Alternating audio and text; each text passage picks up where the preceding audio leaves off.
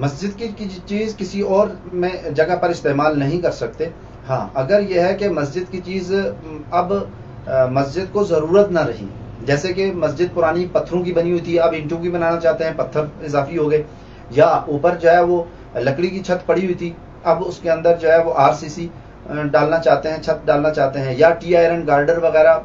पड़े हुए थे और उनको उतार कर आप दूसरी छत आरसीसी छत डालना चाहते हैं, या लकड़ी के दरवाजे वगैरह खिड़कियां वगैरह लगी हुई थी, अब उसकी जगह पर जो है वो लोहे के, एल्युमिनियम के या किसी और चीज़ के लगाना चाहते हैं, या उसके अंदर जो पुरानी जो है वो सफ़ें बिछी हुई थी वो अब वो सीधा हो चुकी हैं, ख़त्म हो चुकी हैं। तो अब ये चीज़ें ऐसी हैं कि जो अब भी मस्जिद में इस्तेमाल नहीं हो सकती और आइंदा भी इनको इस्तेमाल करने की कोई सूरत इस मस्जिद में नहीं है, और बड़े बड़े जो है इन चीज़ों के ख़राब होने का अंदेशा है। तो इस सूरत में अब मस्जिद के अलावा किसी और जगह पर कोई ख़रीद ले और इस्तेमाल कर ले तो ये शरन जायज़ है। अब वो कोई घर के लिए भी ख़रीद सकता है, किसी दूसरी मस्जिद के लिए भी ख़रीद सकता है, मदरसे वगैरह के लिए भी ख़रीद सकता है। हाँ, ये ज़रूर होगा कि मस्जिद की जो चीज़ है वो अदब वाले मकाम पर इस्तेमाल की जाए, किसी जगह बेअदबी वाले मकाम पर उसको इस्तेमाल न किया जाए, और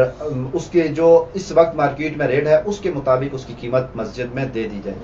फी सबीलिल्लाह या मस्जिद में कोई कीमत जमा करवाए बगैर जो कीमती चीज़ें हैं जिनका कोई ना कोई कीमत मौजूद है, वो चीज़ें जो है वो मस्जिद की में कीमत दिए बगैर नहीं ले जा सकते।